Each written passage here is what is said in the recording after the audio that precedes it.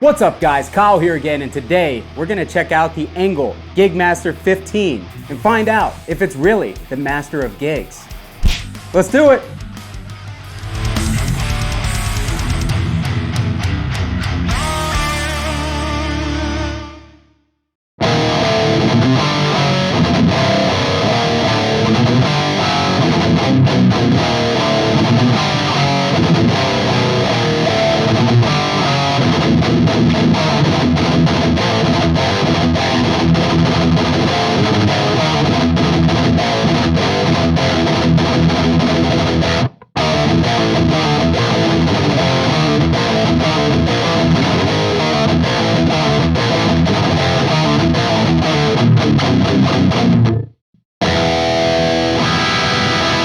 Alright, hope you guys are doing great out there. Today, we're checking out the Engl Gigmaster 15. That little intro clip that you guys heard featured the Deadweald Duality DX, my favorite overdrive with the gate built in. I'm sure you guys know all about it because I use it in every video because I think it's that good. But anyways, this is a little amp that I have actually wanted to try for a long time. I see these pop up at really cheap prices considering what the bigger Engls go for. And even some of the smaller ones, they're generally more expensive over here because of the import fees and everything. So this one is usually priced somewhere in the $500 range. And I always thought that it would be really cool to check out, but all of the forum posts that I read on it didn't really seem all that glowing about it. I couldn't really find that many good videos for it. I kind of waited until I could finally get a decent enough deal on one where I could try it with no risk. That day has come. I have the amp here. I'm pushing it through the Friedman BE412 cab that has the two greenbacks up top. It's got the V30 on the bottom. We've got the SM57 on the V30 where the edge of the cap meets the cone. For this video, I'm using my Solar A 2.6 LN, which I guess stands for Lime Neon. So thank you to the guys who watched the channel who actually told me what that meant because I had no idea what LN standed for as far as the finish went. I prefer Construction Zone Green as I've been calling it. Yeah, so this amp is really cool. It actually kind of reminds me of I had an Engl Retro Tube 100 that I really liked. The only thing I didn't like about it was the low end response was kind of mushy. Otherwise, the tone on that thing was awesome. This reminds me of that. I don't know if it's based off of that amp at all or was supposed to be modeled after it in any fashion, but I can tell you, I like the way it sounds. All right, so we've got all the EQs at noon. I've got both the input gain and the lead drive at 9 o'clock. And then this is where I had the volumes for that intro clip. We'll mess with those a little bit, but for now I'm gonna leave them here as is. This amp has a clean channel with the shared EQ settings. We're not gonna go into the clean channel because I'm a belligerent amateur and that's what we do here at Belligerent Amateur Studios. We're all about the gain here. So that's what we're gonna do. We are on the gain channel. As I said, EQ is set as it is. Let's hear how this thing sounds. Real quick before we do that, if this is your first time here at my channel, what I do is I take awesome high gain amps, cabinets, overdrives, pickups, and guitars. I record them with a simple SM57 setup, and I give you guys the unprocessed audio on your end. So if that's something you like E-standard thrash riffs, and guys in gym shorts with hairy legs, you're in the right place. Make sure to hit the like button on your way out, and consider subscribing to the channel. I'd appreciate it. All right, let's go.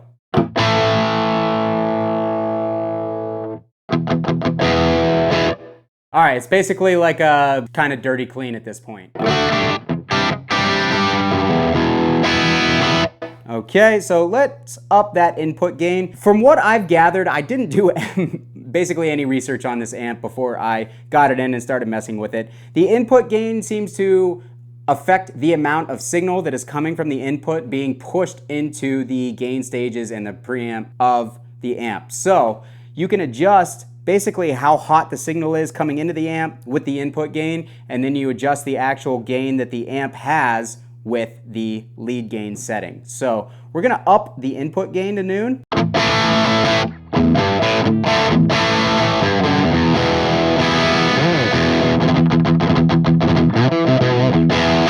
All right, so it seems to have made a little bit of a difference. Let's bump it up to 3 o'clock.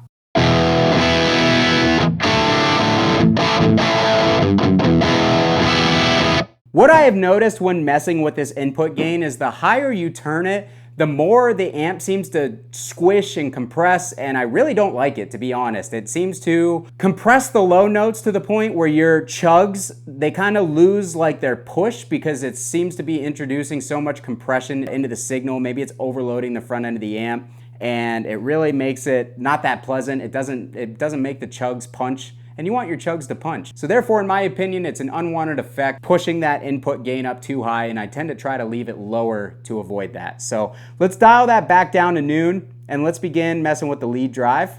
It's up at 11 o'clock now. And just with that little bump, we've got a lot of gain on tap.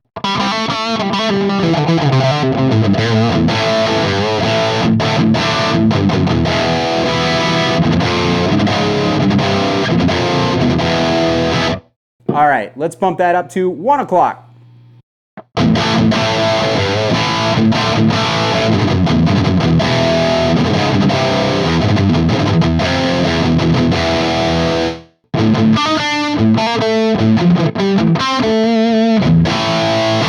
Not bad.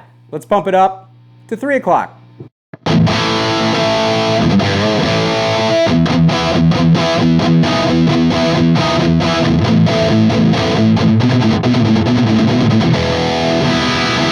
Getting pretty saturated at this point, all the way up.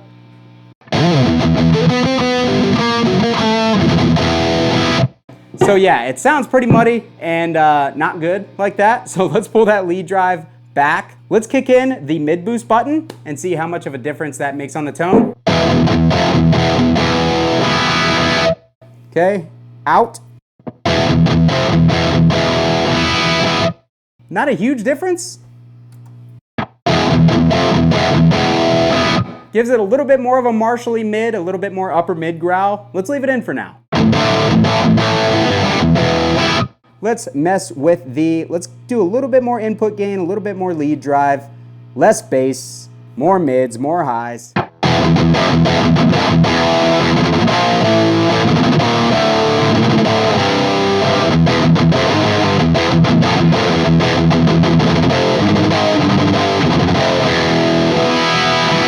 All right, so that sounds pretty decent. Not my favorite tone ever. It still seems a little bit muffled.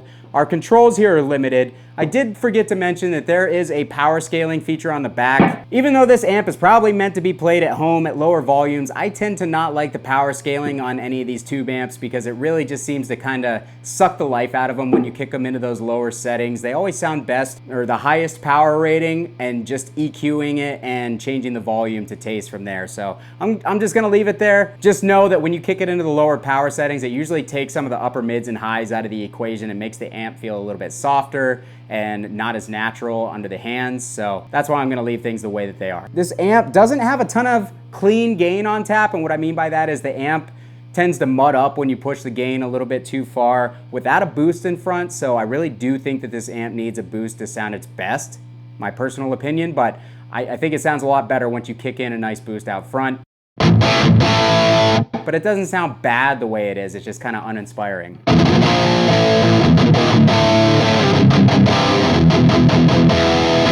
Let's bump those mids back up.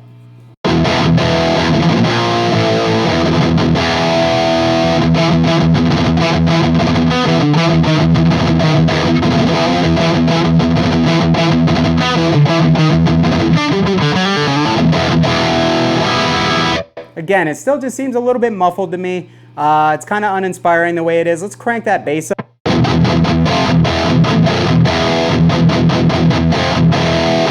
It's got a pretty decent bass response for an EL84 loaded amp.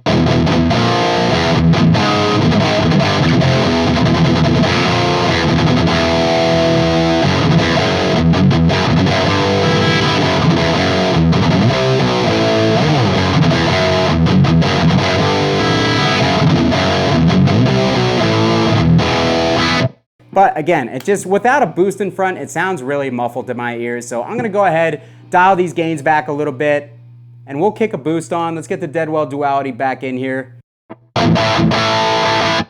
And just like that, the amp kind of opens up and clears up. It takes a boost out front really nicely.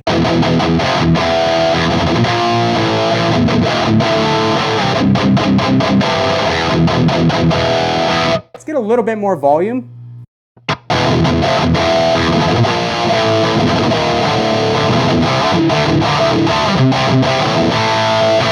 All right, so it sounds, I don't know, it sounds kind of nasally like that. Let's turn that mid boost off. I like that better. It kind of takes the roundness out of the mids and adds a little bit more like treble frequencies and makes it sound a little bit more aggressive, I guess.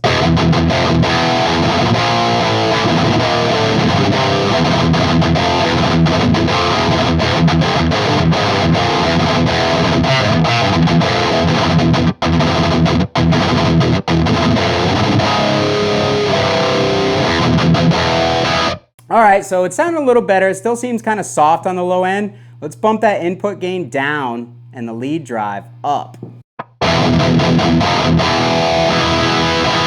And that seems to open the amp up a little bit. It takes some of that compression out because we're not pushing the front end of the amp so hard with the input gain being higher.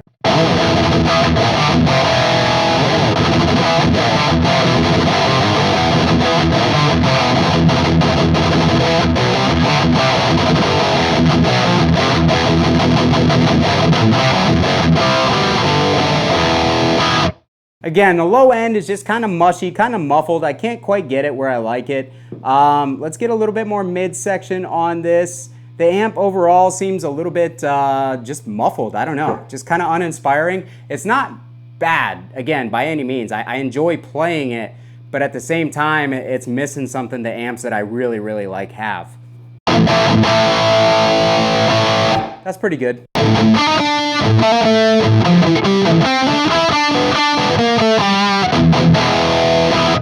Everything just seems mushy. Even the A kind of has no punch. It just kind of feels like muffled and it doesn't really have, it's not really causing the speakers to like push too much. It just seems, kind of uninspiring.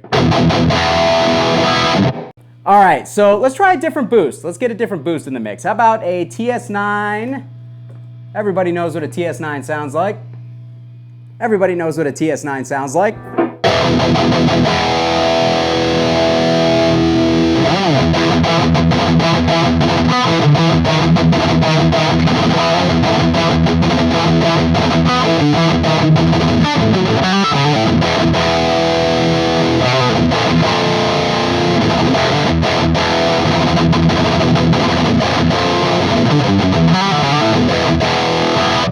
I actually like the TS9 better in front of this amp. The TS9 does cut more low frequencies than the Duality does, and it has less output. So that less output might be interacting better with the front of this Engl amp.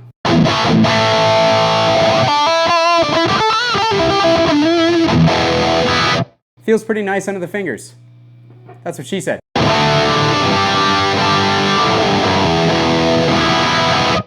It's not bad, guys. I don't know. I keep going back and forth. I play certain things and I really like it, and then I play other things and it seems a little bit uninspiring.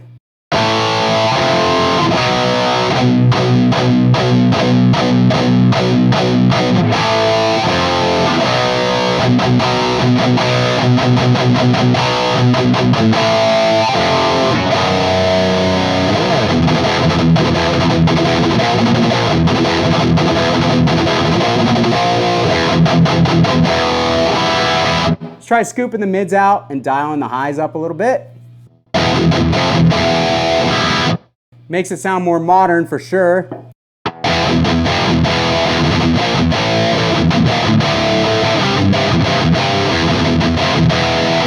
That actually might not be.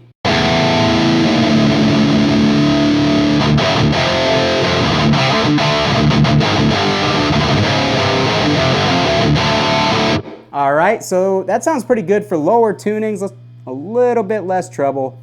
Let's do a little bit more input gain, see how it affects it.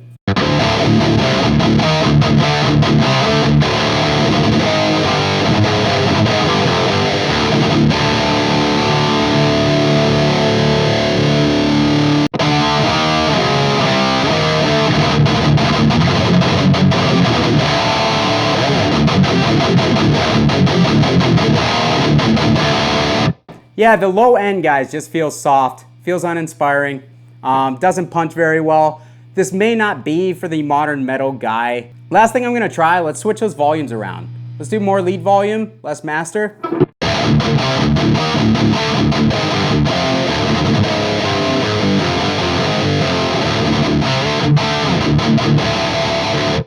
Seems to have made a little bit of difference, but I can't quite put my finger on what frequencies have changed around.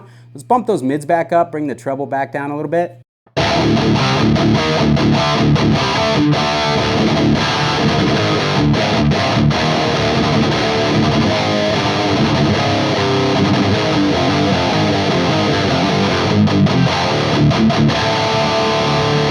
I honestly couldn't tell you. I couldn't tell you. It does sound different. I can't really put my finger on it though. Not bad. Overall, would it get my recommendation for a lunchbox size amp in the $500 used range? No. Definitely would say go with one of the EVH amps, but that's just my personal preference. You guys may get this and love it. There's a little bit missing from the top end that makes it sound kind of muffled, and the low end doesn't have a lot of punch. It's not huge, it's not tiny, it's enough, but it's just, I can't stop saying that's what she said jokes. I would say go for something else, my personal opinion, but hope you guys found this demo helpful. I have wanted to try one of these things for years. I've wanted there to be good videos of the internet on this amp for years because I know that there's been a lot of people who have been interested in it but didn't know anything about it. So I hope this helps you guys who have been really looking into it but haven't been able to find stuff for a long time. If you liked the video, please hit the like button. If you own one of these things, tell me your experiences about it. What did I get wrong? What do you guys like about it? Put everything down in the comments. I love engaging with you guys, and I'm always open to your guys' comments and feedback. So thanks for watching. Kyle here again. We'll see you guys next time.